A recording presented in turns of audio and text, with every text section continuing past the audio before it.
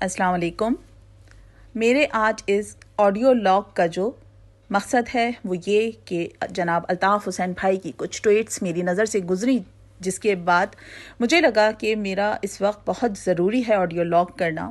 تو وہ ٹویٹس جو ہے پاکستان میں متنازع چاند، جس کو متنازع بنایا گیا، جو کہ نہ ہوتے ہوئے بھی کہا گیا کہ چاند نظر آ گیا ہے، ان ٹویٹس کے حوالے سے جو الطاف حسین بھائی نے ٹویٹس اس حوالے سے جو ٹویٹس انہوں نے کی، میں اس کی 100% تائید کرتی ہوں.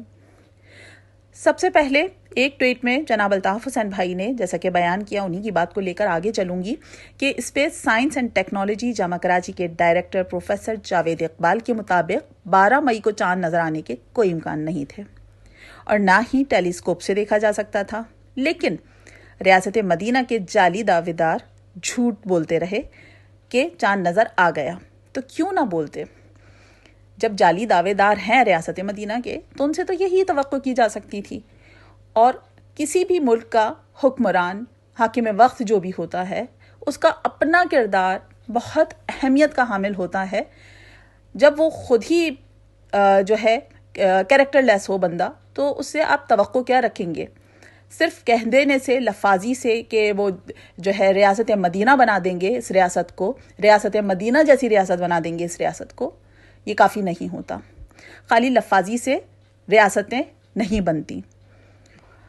پھر جو اگر کوئی انسان اچھا اسپورٹس مین ہے تو ضروری نہیں کہ وہ ملک کو بھی بہت اچھے سے چلا سکے. قوم کو بیوقوف بنانا اتنا آسان نہیں ہے. بیوقوفیاں کرتے رہتے ہیں، جو منہ میں آئے بولتے رہتے ہیں، اس کو خود نہیں پتا ہوتا کہ وہ بندہ کیا بول رہا ہے. اور اس کے پاس اس کے جو ساتھی ہے بقول، جس طرح وہ بات کرتے ہیں ہر چیز میں، کرکٹ ٹیم کے حوالے سے ہر چیز میں ہر ایگزامپل وہ وہاں سے اٹھا کر دے رہا ہوتا ہے انسان. تو جب وہ اس کو پتہ ہی نہیں ہے، ہر چیز کو اس سے ریلیٹ کر رہا ہوتا ہے کھیل سے، تو ملک چلانا کوئی کھیل نہیں ہے.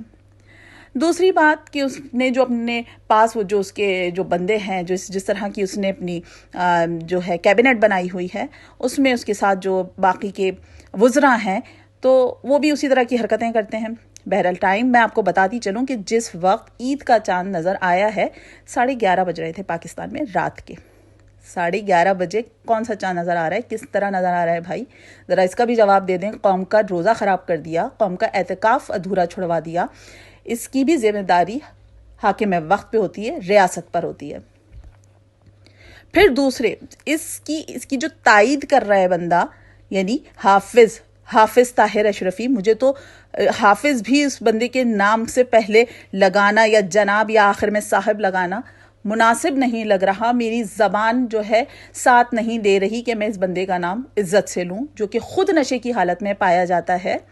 اور جب یہ جو ہے مذہبی امور میں نہیں تھا، مذہبی امور میں یہ عالم دین جو خود کو کہتا پھرتا ہے، مذہبی امور میں یہ نہیں تھا، اس وقت یہ جو ہے عمران خان کے بارے میں کہتا تھا کہ وہ شخص کیا جو ہے پاکستان کو پہچان دے گا جو اپنی بیٹی کو پہچان نہیں دے پاتا، نہیں دے سکتا.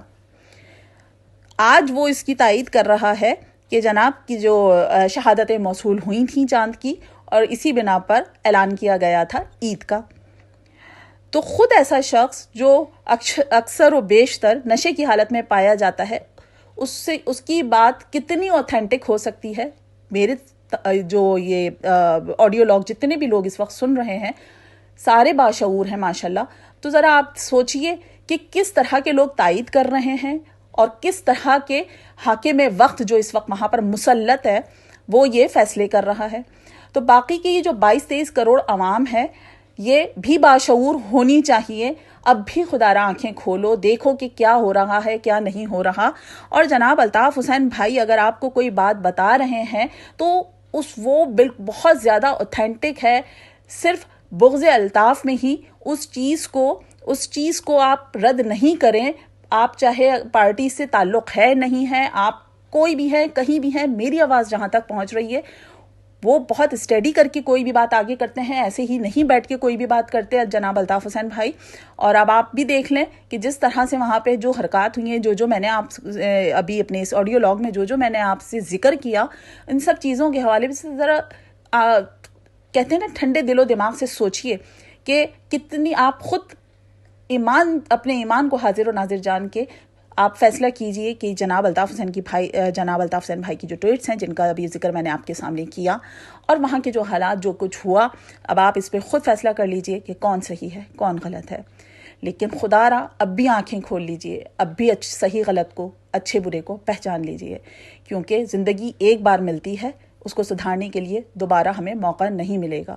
تو اپنے ارد گرد موجود تمام افراد، چاہے حاکم وقت ہوں، چاہے عوام ہو، چاہے کوئی بھی ہو، چاہے کوئی اور رہنما ہو، تو اس کو صرف اس لیے اس کی بات کو رد مت کیجئے کہ آپ اس کو سپورٹ نہیں کرتے، آپ اس کو پسند نہیں کرتے.